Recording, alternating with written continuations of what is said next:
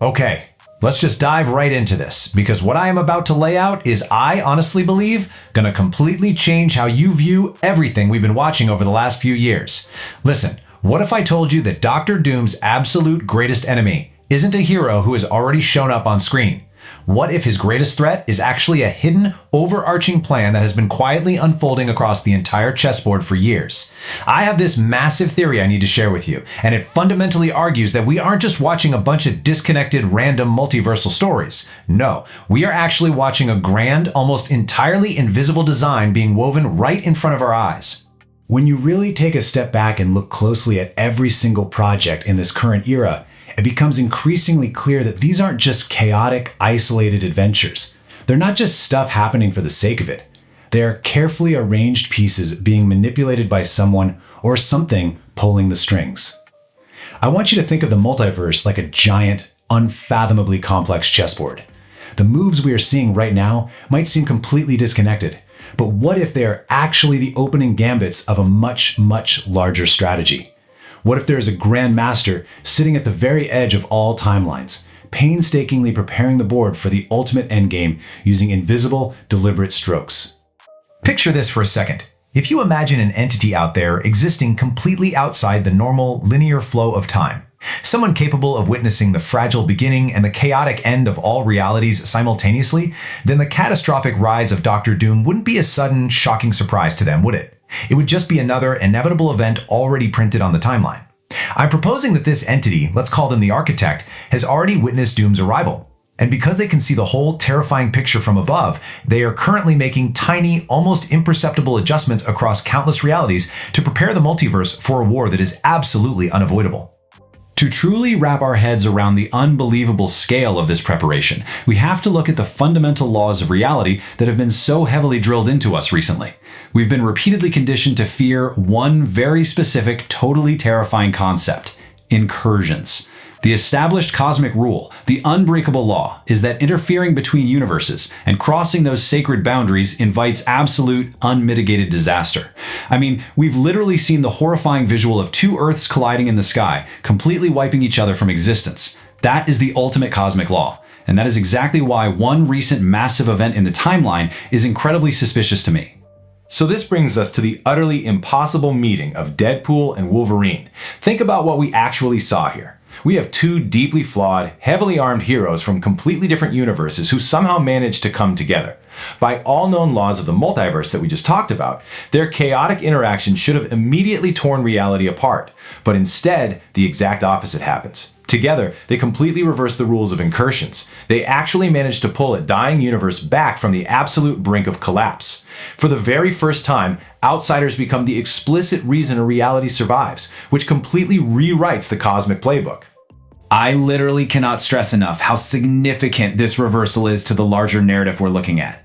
I absolutely refuse to believe that this miraculous team-up was just a stroke of luck or some random glitch in the system. My theory? This was a sanctioned, allowed experiment. The Architect intentionally permitted this impossible meeting to happen because the multiverse desperately needed proof that heroes from different realities could cooperate without destroying existence in the process. Look, if an unstoppable, terrifying threat like Doctor Doom begins conquering multiple realities, having heroes who actually know how to cross boundaries and fight side by side won't just be a cool party trick. It's going to be an absolute requirement for survival. But getting ready for Doctor Doom isn't just about bending the physical laws of physics and the multiverse. It requires incredibly deep, agonizing emotional preparation. And this brings me right to Spider-Man. Peter Parker has been put through immense, heartbreaking personal losses. We watched him lose Aunt May, who was literally his moral compass. We watched him sacrifice his entire identity, having the whole world, including his best friends, forget that Peter Parker even exists. We naturally view these staggering tragedies as just the unfortunate heavy burden of being a superhero. But what if this pain was actually part of a necessary invisible guidance? A friendly neighborhood kid could never withstand the psychological warfare of someone as broken and dangerous as Doom. Notice the profound philosophical contrast here, because it is absolutely brilliant. To face Doom, Peter couldn't just get physically stronger. He had to be molded mentally through absolute devastating heartbreak. He had to learn how to consistently choose everyone else's future over his own personal happiness. Think about it. Doctor Doom is a character who loses everything and allows his immense grief to curdle into this terrifying obsession for absolute iron-fisted control over everyone. Peter Parker, on the other hand, loses everything, but he channels that unfathomable agony into unwavering responsibility and pure compassion. I deeply believe Peter has been positioned as the perfect inverse mirror to Doom's dark, tortured soul. Alongside this brutal, emotional forging, we also have to look at the physical weapons being mysteriously scattered across the board right now. I'm talking about ancient, totally unexplainable artifacts, like the Ten Rings and Kamala Khan's enigmatic bangles. These items stand out so drastically from everything else. They purposefully do not behave like the ordinary technology we see from brilliant billionaire inventors, and they don't function like the traditional mystic arts of Kamartaj either. Their origins are deliberately shrouded in all this mystery, because they belong to something much older and much more profound than our heroes currently even comprehend. Let's look a lot closer at the strange signals being emitted by the Ten Rings. Why introduce a massive beacon into the narrative if it doesn't lead somewhere absolutely critical? My theory is that these signals are not just reaching out into deep space to find some distant alien empire. Instead, they are resonating downward, directly into the very foundation of the multiverse itself. I firmly believe the architect planted these artifacts on Earth centuries ago, carefully seeding the timeline so that these immense powers would lie dormant, waiting in the shadows until they found worthy wielders at the exact moment the multiverse needed them most. So the really crucial point here is why these specific weapons are so incredibly necessary right now. When Doctor Doom inevitably arrives, he's not just bringing a standard army, he is going to bring unimaginable multiversal resources, literal god-tier magic, and a supreme unmatched intellect. Conventional heroes throwing conventional punches simply will not make a dent against that level of terrifying supremacy. These ancient multiversal artifacts are the critical tools, the ultimate equalizers, specifically planted to give our severely outmatched heroes a fighting chance in this exact, seemingly unwinnable conflict. And it's not just ancient weapons being placed on the board, it's specific people too. I want to shift our focus to characters who seem to be guided by probability itself. Take America Chavez, for example. We are told she travels between universes haphazardly, often completely without any true control over her powers.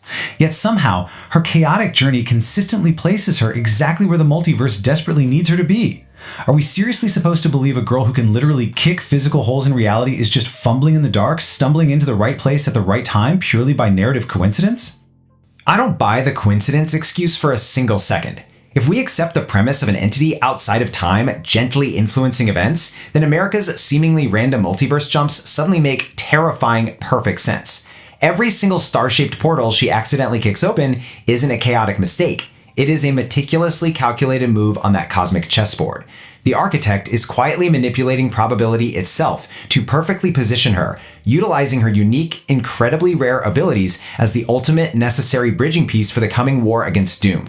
Then we absolutely must talk about Doctor Strange, because his recent journey has been a devastating downward spiral of morally impossible choices. He was pushed to the absolute edge, forcing himself to read the corrupting Darkhold and even dreamwalk into a literal rotting corpse. He is constantly being forced into situations where he has to break the very rules he swore a sacred oath to protect. Why? Because the old, rigid rules of the mystic arts were designed to handle ordinary threats, not an apocalyptic force of nature like Doctor Doom. Strange is being aggressively molded into a hardened defender, someone who is willing to challenge the very fabric of reality itself to win. Let's try to view this entire grand tapestry from the perspective of our hidden guardian, our architect. Existing beyond time means past, present, and future are not a straight, restrictive line that you're stuck on. It's more like one enormous, flat, observable landscape. From that omniscient vantage point, you don't need to use impossible, reality-shattering effort to aggressively change destiny. You can reshape the entire future through tiny, cumulative, invisible adjustments. Just nudging a hero here, delaying a villain there, maybe hiding a cosmic artifact just a little bit longer. Think about the literal years we've spent watching these stories unfold. This brilliantly illustrates how master strategists truly operate. Defeating someone with the godlike intellect and overwhelming power of Doctor Doom will never ever rely on one single overwhelming attack. It won't be won by brute force alone. True victory will be built on the back of these countless invisible moves. It deeply relies on years of slow emotional growth, the forging of impossible multiversal friendships, and the incredibly patient convergence of all these carefully placed artifacts all coming together at once. When you view the overarching story through this specific lens, it gives a devastating new emotional weight to absolutely everything we've seen so far. Spider-Man's profound, heartbreaking loneliness isn't just tragic bad luck anymore. It was a necessary, strategic isolation. Deadpool and Wolverine's alliance wasn't just a fun, chaotic romp. It was a strictly required proof of concept for survival. Doctor Strange's controversial dark magic mistakes were positioned dominoes, knocked over by design to lead exactly to this impending climax. Suddenly, every single piece of suffering has a profound cosmic meaning. There is a deeply tragic, almost poetic beauty in this massive realization. Our heroes are down there in the mud, fighting tooth and nail, bleeding and sacrificing, completely believing that their agonizing pain and their hard-won victories are entirely their own doing. They continue to wake up every single day and boldly choose hope, completely unaware that someone has quietly, painstakingly arranged the very path beneath their feet. It brings up the haunting, heavy illusion of complete free will in a universe secretly governed by a higher, hidden design. So what does this actually look like when the dominoes finally, inevitably fall? Let's paint the picture of the final confrontation with Doctor Doom. Let me be perfectly clear. This won't be just a standard, chaotic clash of massive armies and colorful energy blasts. It will be an elegant, terrifying culmination of all these specific, tailored preparations we've just spent time outlining.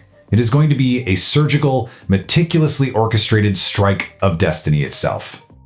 Let's break down how perfectly these intricate roles align for this endgame. Spider-Man is there to fiercely challenge Doom's fractured soul, proving that immense pain doesn't have to equal villainy and control. Deadpool and Wolverine are there to definitively prove that multiversal unity can withstand Doom's violent attempts to tear reality apart. America Chavez acts as the indispensable reality-hopping bridge, moving these crucial pieces across the board at the speed of thought. And Doctor Strange is the ultimate wildcard, breaking the final magical barriers that Doom arrogantly thought were absolute. Everyone has a highly specific, tailor-made purpose. And here is the true, deliciously poetic downfall of Doctor Doom. Imagine a villain of his unmatched, gigantic ego, spending years, perhaps entirely different lifetimes, completely believing he has outsmarted destiny itself. He conquers reality after reality, only to finally realize at the absolute bitter end that his very conquests led him directly into a flawlessly designed trap. He has been led straight to opponents who are specifically shaped over decades of hardship to exploit his deepest, most hidden emotional and physical weaknesses. This theory completely transforms a sprawling collection of what seemed like separate, disjointed stories into one enormous, incredibly elegant tapestry. It means that preparation, destiny, sacrifice, and hope are all interwoven by a singular architect. And when you realize this, it changes absolutely everything. It means every time you rewatch these movies, every throwaway line of dialogue, every subtle glance, and every lingering shot of a mysterious object feels like a hidden clue just waiting to be discovered. It elevates us from passive viewers into active, engaged detectives of the multiverse. I really want to leave you with this final, lingering thought that completely flips our understanding of this entire massive saga on its head. What if the greatest battle against Doctor Doom isn't actually something that's going to happen in the distant future? What if the war was actually won years ago in the quiet, invisible moments of heartbreak, sacrifice, and growth that we've already witnessed? I invite you to go back and re-examine every single moment of this grand story with these new, awakened eyes. The clues are all there, meticulously placed, just waiting for us to finally see the grand design.